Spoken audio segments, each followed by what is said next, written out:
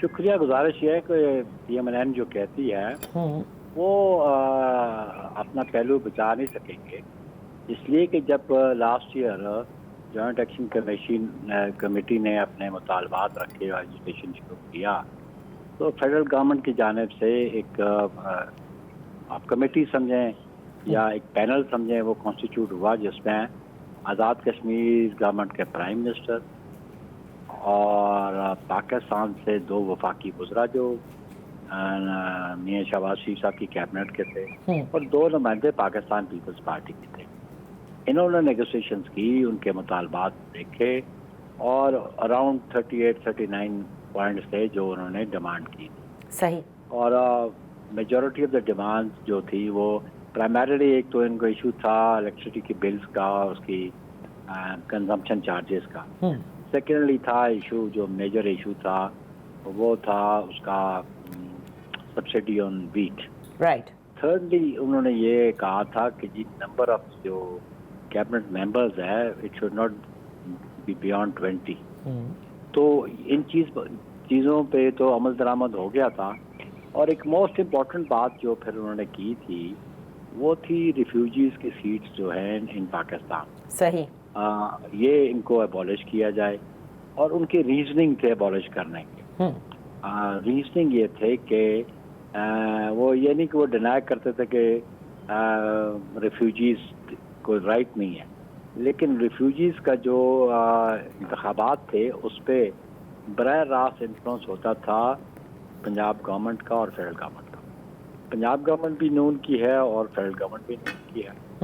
और फिर इस बात को ज़्यादा हवा दी और वो ज़्यादा इरिटेट हुए राना सनाउल्लाह साहब की एक स्टेटमेंट से कि हमारी तो आज़ाद कश्मीर में गवर्नमेंट बनाने की हमारी तो काउंटिंग की 11 सीटें, मीनिंग दे भाई 11 सीटें तो हमारे जो पंजाब में वो तो हमारी पॉकेट में, और फिर बाकी जो रिजल्ट आएंगे 33 सीट्स पे तो will be in a majority to form a government. You got my point? That was the irritating thing. अच्छा। और उस पर उन्होंने कहा कि क्यों कि जो आज़ाद कश्मीर के इंतखाबात हैं उनके रिजल्ट्स को डायरेक्टली अफेक्ट करती हैं ये जो महाजरीन की नशिस्तें हैं। अच्छा जी हाँ, तो information of government they play an important role. तो देखे जो उधर 45 में से 33 डायरेक्ट सीटों में से अगर कोई बंदा 11 सीटें ले ले और 22 सीटें हार जाए वहाँ पे और यहाँ की 11 मिला के तो वो गवर्नमेंट बना लेते हैं। बिल्कुल। वो ट्रू रिप्रेजेंटेशन नहीं आती आज़ाद कश्मीर के लोगों की। तो ये उनको गिला था और शायद वो इसको और ज़्यादा फोर्सफुली एजिटेट ना करते अगर राणा साहब इस किस्म की स्टेटमेंट ना देते। पहली बात तो ये। अच्छा। सेकेंडली ये उन्होंने फिर जब गुफ्तगू शनीद की, हमारे मेंबर्स ने उनसे मिन्नत भी की, समाजत भी की कि मई में उन्होंने प्रोटेस्ट किया। उन्होंने कहा इसको वीक डिले कर दें। सेकेंडली ये एग्जीक्यूटिव ऑर्डर से अबॉलिश नहीं होंगी। हमने उनको ये समझाने की कोशिश की कि ये लेजिस्लेटिव एक्ट जो पार्लियामेंट है या act of the Azad Kashmir assembly है उसके जरिए होंगी। तो उसके लिए जो आइन में तरीका दिया गया इंटरम कॉन्स्टिट्यूशन में उसके मुताबिक अमल करें। लेकिन वो बज़िद थे और उन्होंने तशद्दुद का रास्ता अख्तियार किया जिसको चेयरमैन ने भी कंडेम किया। चेयरमैन बिलावल भुट्टो जरदारी ने उस दिन डडवाल में भी तकरीर की। बिल्कुल। उन्होंने कहा गोली और बंदूक से मसाइल हल नहीं होते। पीपल्स पार्टी हमेशा बिलीव करती थी कि डायलॉग के जरिए हम इसको रिजॉल्व कर लें, इसलिए क्योंकि इंटरनेशनली इस किस्म का एजिटेशन हमारी जो मौक़िफ़ है कश्मीर पे उसको बड़ा मुतासर करता है। सही। तो इसलिए मैं समझता हूँ कि इसको through dialogue truth and reconciliation की बात है, उसमें प्यूनिटिव एक्शन नहीं होता। या आपने भी पढ़ा होगा इसको। बिल्कुल। उस पे फॉरगिव एंड फॉरगेट की पॉलिसी है। That is the concept of it ना कि इसको रिजॉल्व करें जिस तरह साउथ अफ्रीका ने इसको रिजॉल्व किया। सही, उस तरह से। तो लेकिन बुखारी साहब जैसे आपने कहा ना कि राना सनाउल्लाह साहब की जो स्टेटमेंट है उसने एक तरह से मामलात को ख़राब किया।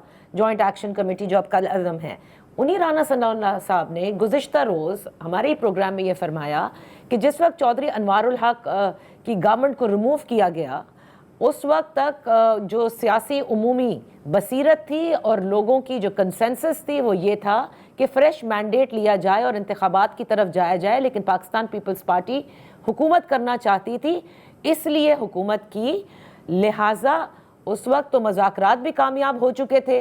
اب جو حالات خراب ہیں وہ نہ ہوتے اگر وہ ہو جاتا، یعنی فریش مینڈیٹ کی طرف جایا جاتا۔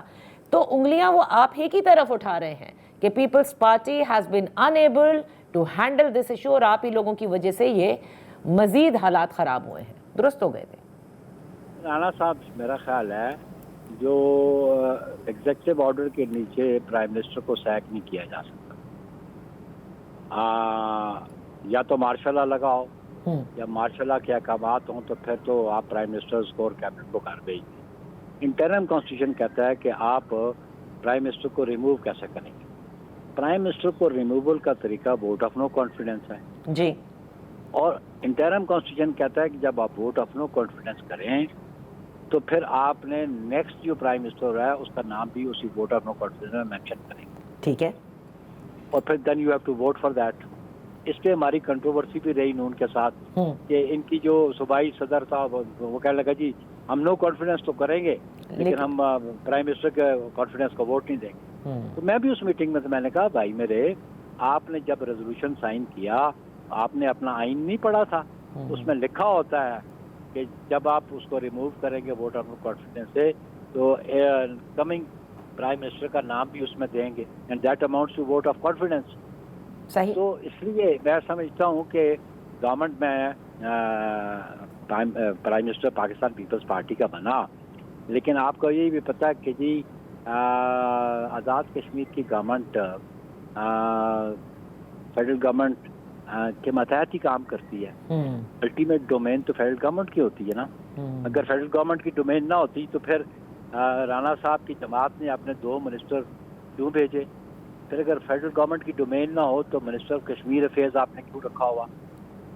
صحیح، کشمیر افیئرز کا منسٹر ہے نا، بالکل ہے۔ وہ نیگوشیشن میں گا تو پھر اس کا مطلب ہے کشمیر افیئرز کے اگر منسٹر کی فیلئر ہے تو it is failure of then Shehbaz Sharif and his cabinet, یہی پھر ریزیوم کریں گے نا آپ۔ بخاری صاحب، یہاں وقت ہوا ہے ایک بریک کا، بریک کے بعد ہم اپنی گفتگو جاری رکھیں گے۔